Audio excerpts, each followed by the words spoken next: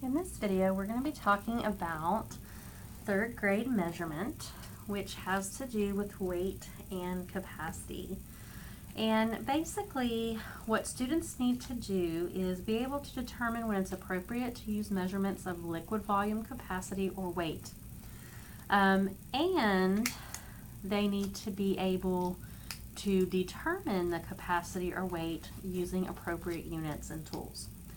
All right, so let's start out. When we talk about your progression, we start out with capacity. It's important for you to know that the only time students have worked with capacity or weight in elementary school is in kindergarten. And in kindergarten, they are given an object and they were asked to determine what all the measurable attributes of that object are. So I can measure how long it is, I can measure how much liquid or something will hold, and I can measure how heavy it is. And that is all they do in kindergarten. In second grade, they work on length only. So you are the first and only year that teaches them about capacity and weight. Now, when I'm talking about capacity, of course, I'm talking about how much liquid something can hold. So I'm talking about liquid capacity. And the way that I start out with that is I like to read Room for Ripley with students. You should have these Math Start books on your campus, and Room for Ripley is such a great book for this. I actually had a fishbowl that held a gallon, and as you go through the book,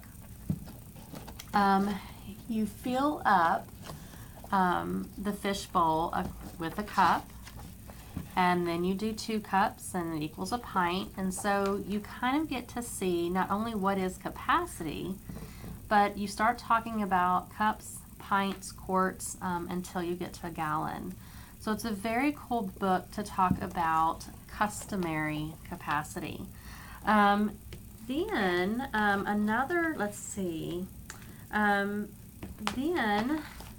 like doing these cards with students. Once we kind of get an understanding of what is capacity, and then we start talking about what's a cup, what's a pint look like, what's a quart look like, what's a gallon look like. Then I like doing these cards with students where we talk about how much paint would this paint can hold. You know, about a gallon. I'm going to measure that in gallons. What about a fish tank? Gallons. What about a tea kettle? If they don't know what a tea kettle is, of course we explain it to them. But how much liquid could a tea kettle hold? Is it cups? Is it pints? Is it quarts? Would it be a gallon? And why or why not? What about a teaspoon? It's going to be ounces, right? Fluid ounces. Thimble, fluid ounces. What about a water bottle? Probably pint, right? And so I like going through these cards with students, just kind of getting an overview of what it is.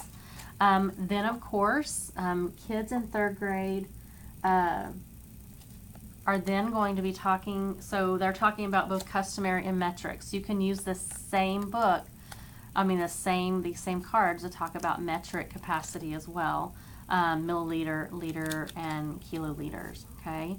What's important with capacity, because you have some time to explore both capacity and weight, they need to explore.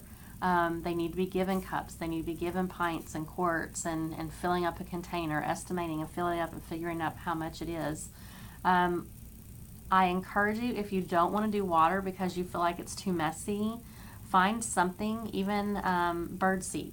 Birdseed, the very small birdseed, it's still messy, but you can sweep it up more than you can better than you can clean up water. But find something for them to practice. How many cups do you think this will hold? And have them actually measure it out and figure out. Give them measuring cups. Make lemonade. Talk about different ingredients. And so lots of different activities you can do with capacity. They need that hands-on experience with it. Here's another book for capacity that I know you have on your campus. It's If You Were a Quart or a Liter. And it talks about if you were a quart or liter, You can be container of milk, juice, and water. You would be found all over the supermarket. So Carly made 1 quart chocolate ice cream. Carly made 1 quart of Rocky Road. Claire made 2 quarts of strawberry shortcake. The Cavs mixed their ice cream together and made 1 gallon. So it's a good little book that talks about some of that. What I do want you to understand in 3rd grade is you do not have to do conversions. Students do not need to know that 4 quarts equals a gallon. Conversions are dealt with in 4th grade. So really in 3rd grade, what you're determining is, if I look at an item like this or a picture like this, that's liquid capacity, and I could measure it in either cups, or I can measure it in probably this in milliliters, right? And then if given a measuring cup, I could determine it's a cup, 2 cups, a quart, whatever my container is, I can determine that capacity, okay? We also talk about weight. So when I'm talking about I'm talking about liquid volume or capacity, I'm talking about both the customary and metric system. Then when I'm talking about weight, I'm only talking about pounds only.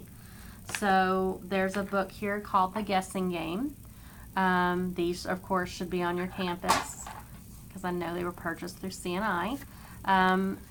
This book has to do with, we're guessing the weights of different objects. And so we're talking about ounces, pounds, and tons, of course. And so they're doing this guessing game and guessing how many pounds all of them, the different items are.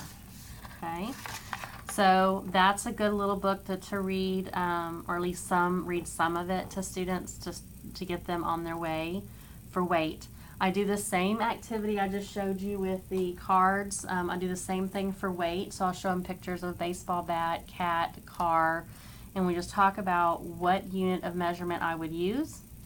And then we can estimate that measurement. And then of course you're going to want to use spring scales or scales to have kids actually use and talk about and explore what weight is. Okay. Another book that I like if you want some problem solving things with weight is the 100-pound problem. I don't know if this one's on your campus.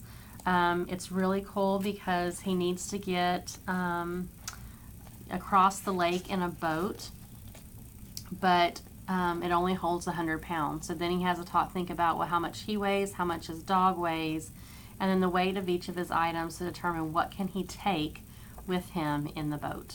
Okay, so it's a really cool problem-solving problem that you can get kids to do with weight as well. All right, I think that's it. As I said, the most important thing about weight and capacity is that students get that hands-on practice with it because they have never experienced before. They are not doing conversions. They just, once again, need to know the difference between capacity and weight. They need to know the units of measurement for customary metric capacity and customary weight. And they need to be able to estimate capacity and weight and read a scale and read capacity measurement tools. Okay? All right.